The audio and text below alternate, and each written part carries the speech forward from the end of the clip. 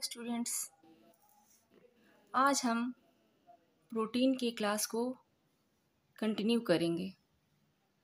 पिछली क्लास में हमने पढ़ा था प्रोटीन क्या होता है, इसकी प्राप्ति कहाँ से होती है, इसका क्लासिफिकेशन यानी कि वर्गीकरण किस प्रकार से होता है, प्रोटीन में कौन कौन से अमाइनो एसिड पाए जाते हैं, कौन से आवश्यक अमाइनो एसिड होते हैं, कौन से अनावश्यक होते हैं और कौन से अर्ध आवश्यक होते हैं।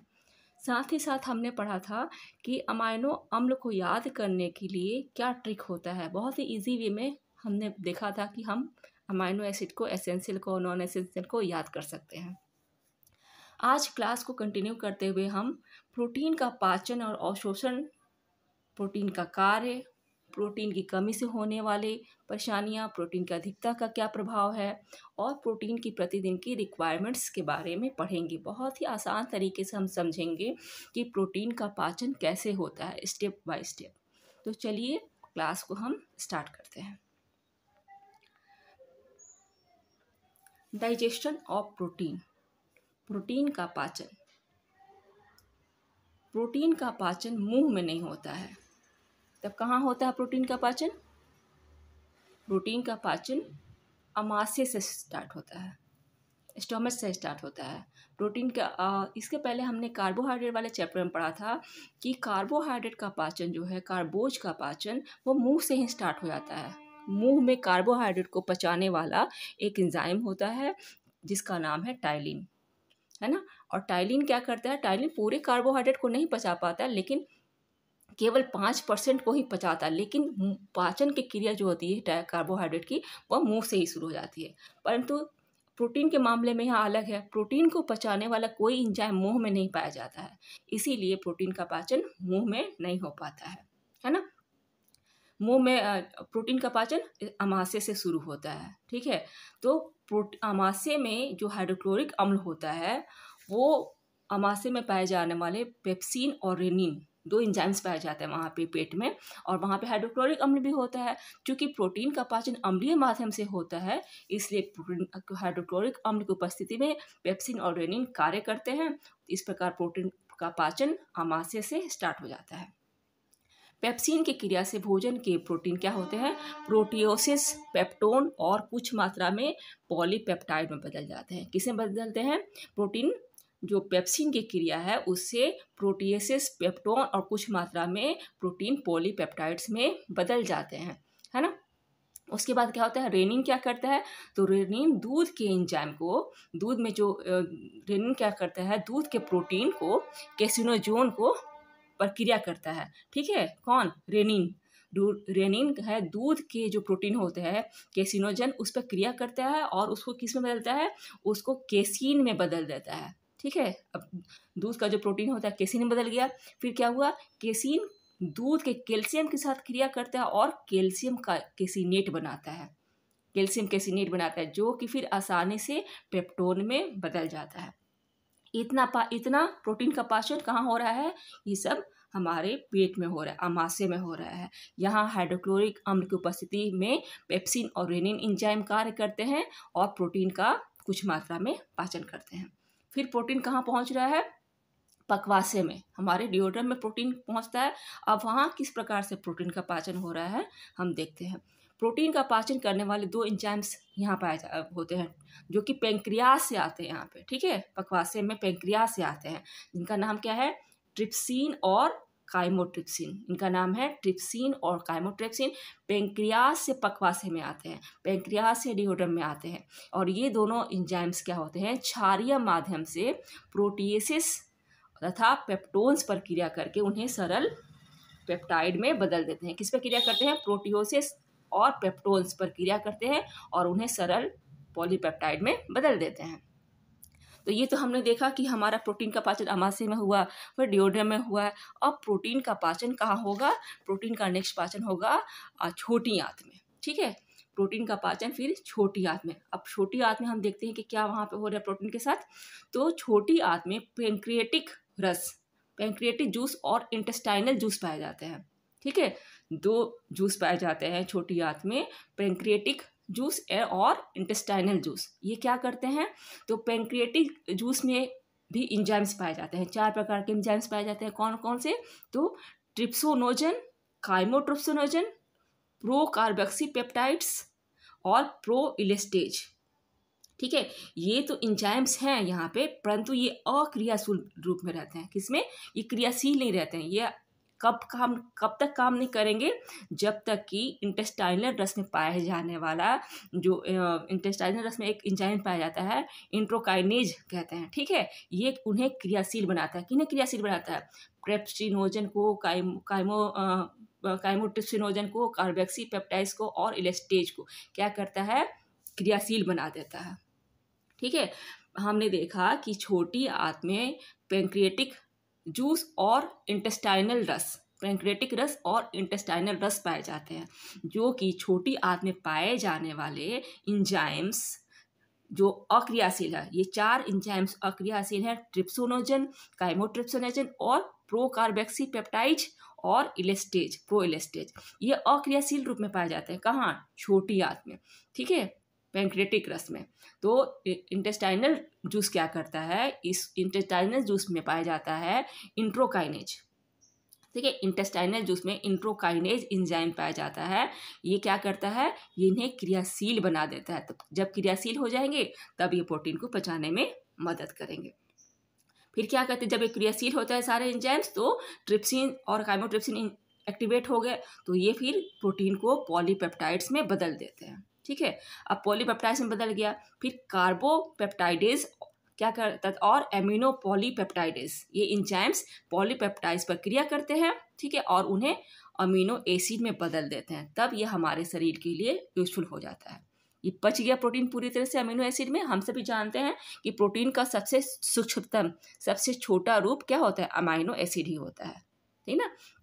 अब इस प्रकार प्रोटीन का पाचन हो गया। प्रोटीन का पाचन पहले हमने देखा कि अमाशय में हो रहा है। अमाशय में पेप्सिन और रेनिन नामक एंजाइम्स पाए जाते हैं, जो कि हाइड्रोक्लोरिक अम्ल की उपस्थिति में प्रोटीन पर क्रिया करते हैं। फिर वहाँ से क्या होता है? प्रोटीन प्रोटियोजेस, पेप्टोन और कुछ मात्रा में पॉलीपेप्टाइड्स में बदल जाता है। प्रोटियोजेस, पेप्टोन और पॉलीपेप्टाइड्स में बदल जाता है। किसकी वजह से? पेप्सिन और रेनिन की वजह से, हाइड्रोक्लोरिक अम्ल की उपस्थिति में। ठीक है, उसके बाद क्या होता है?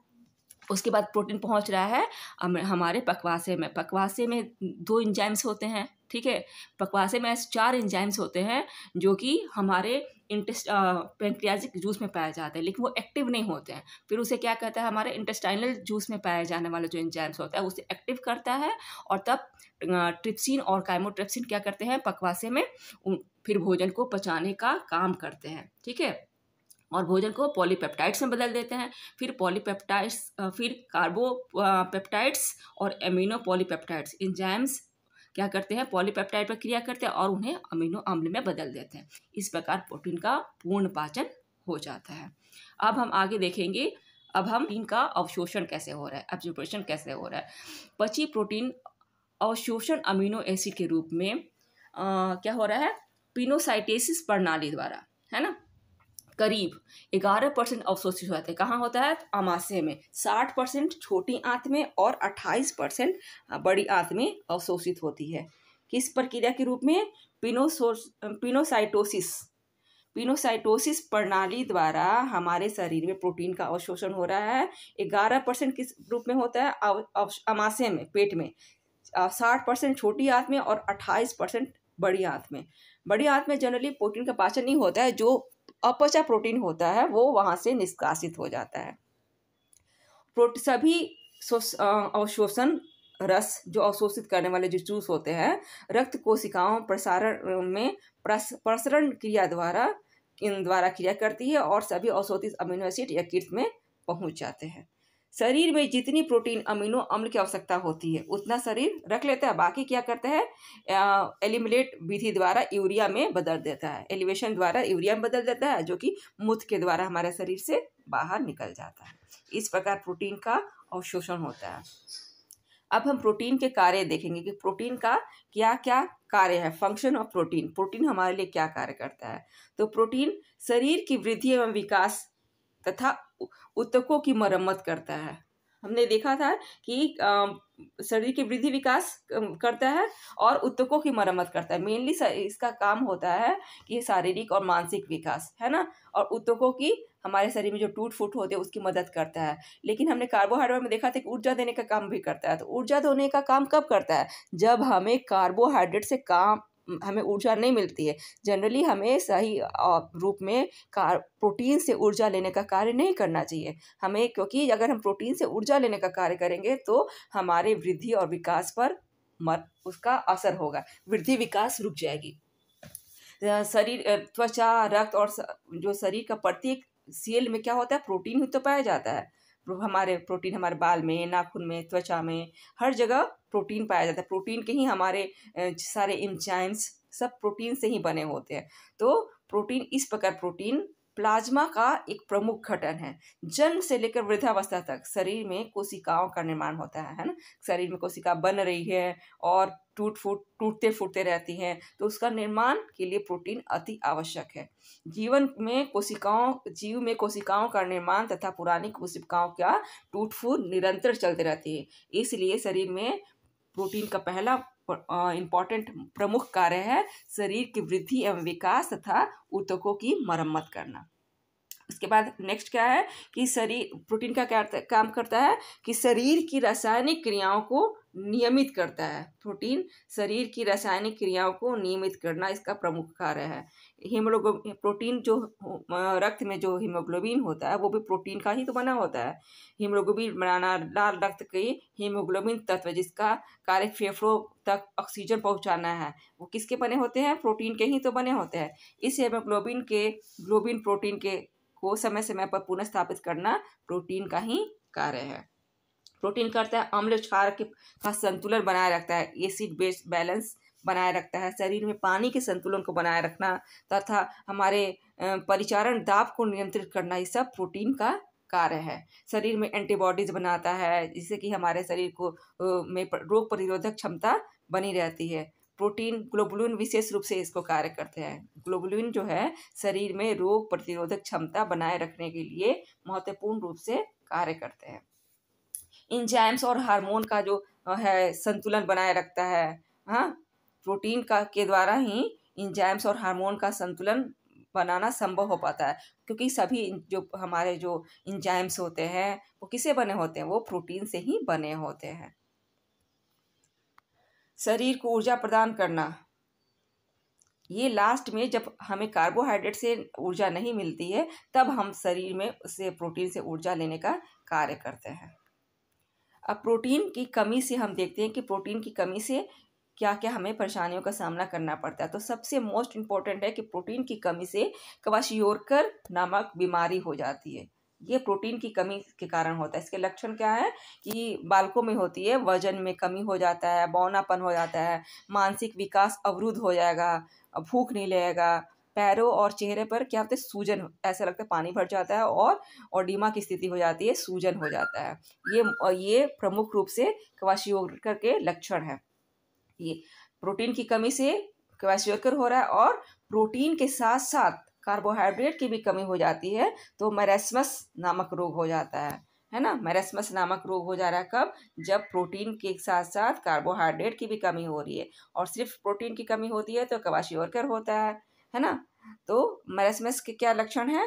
शरीर कमजोर हो जाता है, वृद्धि विकास रुक जाती है, त्वचा के नीचे जो होती है, त्वचा के नीचे जो वसा होता है बिल्कुल नष्ट हो जाता है और शरीर में ऐसा लगता है कि सिर्फ हड्डियां ही हड्डियां हैं, देखने से सिर्फ फेफड़े की हड्डियां ही दिखलाई देती हैं, है ना।